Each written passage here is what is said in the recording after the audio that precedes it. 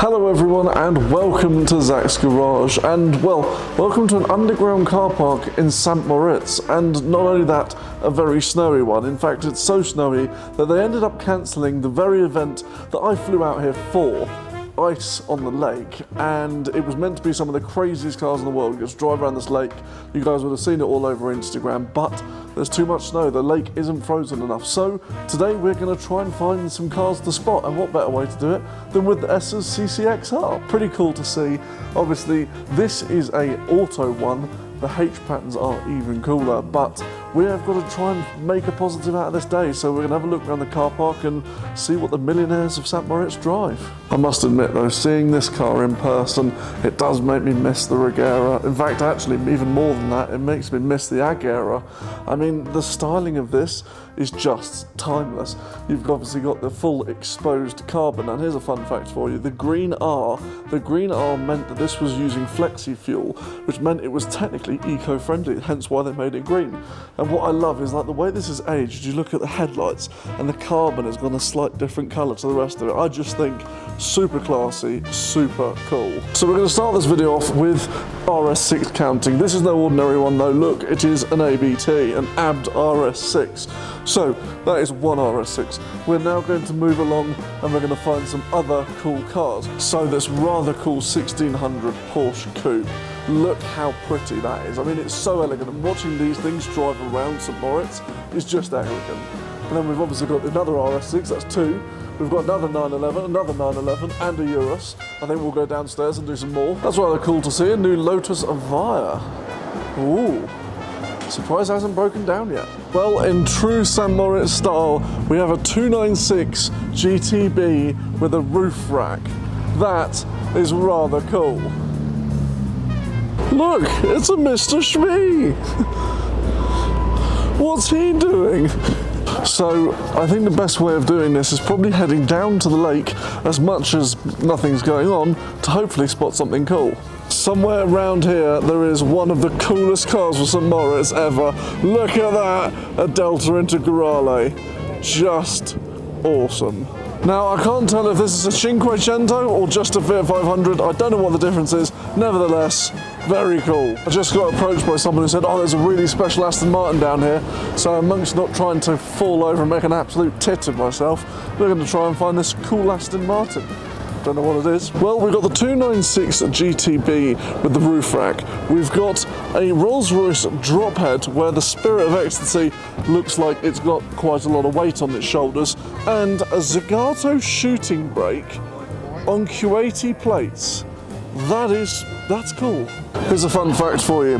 When you go to an expensive ski resort, or generally anywhere that you're wanting to exchange money, the best place is often in hotels. Now, often hotels won't exchange money unless you're a guest. So I just went into the Palace in St. Moritz and told them, oh, I am Mr. Smith and I'd like to exchange some money. They looked up, they found someone called Mr. Smith. They exchanged money and my exchange rate was better than it was online. So yeah, happy days. I mean, I still can't afford to be here for more than 20 minutes, but it is what it is. Found an escalator, don't know where it goes, but we're going on an adventure. By the way, if you're trying to work out how to summarise St. Moritz, if you don't have Montclair, a full outfit in Montclair, you're poor. Answer me this then, what car would you rather be driving around the snow in? This rather cool Evo, or this equally rather cool Porsche Dakar? I think I might be swayed towards that. Right next to the Porsche Dakar then, we have an incredibly snowy rear-wheel drive Porsche GT3 Touring. Unexpected. Well, a coin just dropped out of my pocket, and when I went to pick it up, you should have seen the look of the locals. I mean, there is more fur in this town than there is in 90% of the Amazon rainforest. And actually, I'm more scared of the stuff around here. Look at that. That is an old school Aston Martin. How beautiful. Believe it or not, yet another RS6.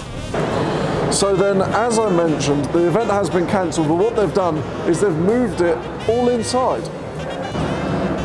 Starting the day off then with a very pretty baby blue Daytona with Italian stripe. And now I've managed to sneak into the actual garage where these guys keep their cars. check this out. So to start it off then, we have the all-new Pagani Utopia. And then if that wasn't enough, just take a glance over here. This is the actual Zonda that set the Nürburgring lap record. How cool is that? I actually have a model of this exact car. This was like Pagani's baby, their proper press car. We take a step over here, we've got some incredible BMW. No, in fact, that's not even a BMW. What is this? I don't, as a Maserati. Wow, that is mega. I mean, there are cars here that I just haven't got a clue what they are, but there is a very, I mean, look, Ferrari, but there is one car, this Abarth, that I want to show you.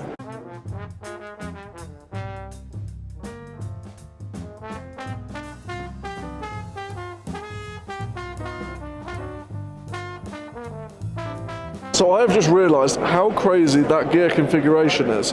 Look at that. First, second, third, fourth, fifth. I would definitely fuck that up. I don't know if anyone's going to tell them, but this is for cars, not for boats. Confusing. So this is rather cool. We've got the Zonda that is the Nürburgring lap record car, and taking a little look inside, I mean, the crazy thing is, I think this car Pagani must have used for the models, because I'm pretty sure in my room I have a model of this car with this interior. Like, absolutely crazy. It's so beautiful. I mean, the interior quality of these things is just unbelievable. Well, this is rather epic. This is the 812 GTS, but with the most tailor-made stuff you've ever seen. It's got actual rally lights, and I believe that is from factory. You've got the full decals of this. I mean, look, yellow stripe, tyre writing, side circle. Man, this thing is mega.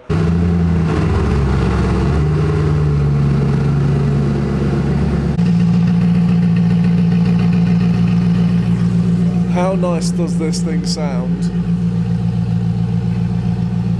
So guys, me and my friend Mitch have been told that we have got given a loan car for a few minutes, you know, next 20 minutes, half an hour, and I am rather excited. Take a look at this. This is the new Gimbala 911. It's not that. So what it actually is this, the Microlino. This has been supplied by the Casbin Group, and check this thing out. It is a two-seater, like sort of homage to the BMW Isetta. And yes, it is on snow chains, and yes, it is rear-wheel drive, which is hysterical. Single light bar around the front, two-seater, good boot, twin headlights. I mean, this thing is very cool. It is a throwback to the Isetta, but what's interesting about it is the simple fact that this has over 150 miles range, which actually means it does more than a Honda E. Now, this one can't go on the motorway, but if you think in London how good this would be, I mean, just take a look at it. It's tiny, you know, it is smaller than a Honda E. In fact, I think it's probably even smaller than a Renault Twizy. But the best thing is that, you know, look at it. It's small, but it's got a decent boot, proper two seats, opening at the front, so it means you can park in even smaller spots. I mean, yeah, I'm intrigued. So I think we'll hop in and take it for a drive. So you're probably wondering, how do we hop in the Microlino? Well, we technically have an Audi key, which is technically a VW key, which is also technically a Bugatti key. So we flip the Bugatti key over, we press unlock, and then to open the door, we have this tiny little button here. And look at that, self-opening doors. But not only is it self-opening, watch this. For some unknown reason, and I'm glad they've done it, it has soft closed doors on a car like this. Talk about bougie. Right, so if we press this, unlike the Isetta, the steering column doesn't move, but you do have a rather cool control panel. So we're going to hop in and I'm going to run you through some of the controls. Right then, taking a step in, and quite literally a step in, we need to sort of slide in tactfully, and then you're greeted with the controls. And I also love the fact they've got the sport button as a little car with a rocket on from Mario Kart. That's very cool. Already a very cool view, but if we lean over here, we will pull this closed, auto closing door, and this is something very cool. Look how cool this is. The car controls then, you've got your fan, your temperature, you've got heated front windscreen, heated rear windscreen, you swipe along, boot opening, headlights and settings. How cool is that? It's like a mini Apple CarPlay. And then we have the controls over here, and when you swipe this, if we click it into drive and we press sport mode, look, it just comes up with a little sport button. How exciting. Right, let's get a GoPro on and start chatting. Right, well, first things first, it seems like I want a bit more open air in here. So the window's only open a little bit, but if I pop this up, I've got a sunroof, ladies and gentlemen, look at that! Right, well, as long as a bird doesn't shit on us, let's go find some cars. So then, the Microlino. I guess this could be, and genuinely actually could be, a good answer to transport in London.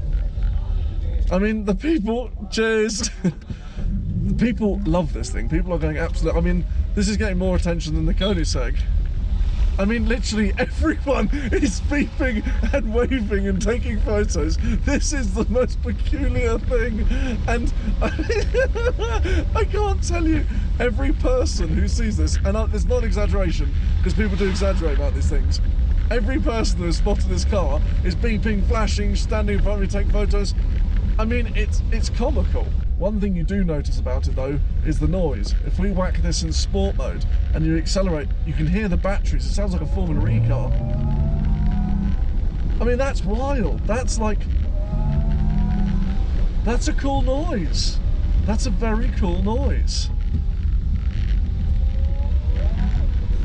It's very, also very tail happy. This is hysterically tail happy.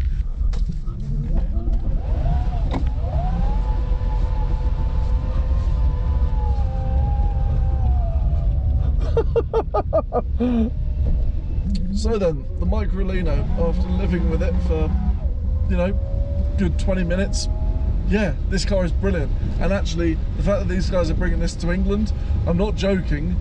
I'm going to put the link down below to the Casmin group, because actually, this thing is viable. This thing is very viable. I'm not saying that because it's on loan. You know me, I'm not one to blow smoke if the product is no good. I can say that the rear visibility is a bit tricky on this, but I believe they're sorting that out at the moment, which is good. Everything else though, phenomenal. I mean, really, genuinely very, very good. So then, that is car spotting in St. Moritz. I hope you guys have enjoyed the video. It's been a bit last minute, and as I said, I've been trying to make content where everything has gone wrong, so I hope you guys have enjoyed it. But as always, thanks for watching, and I'll see you soon. Cheers.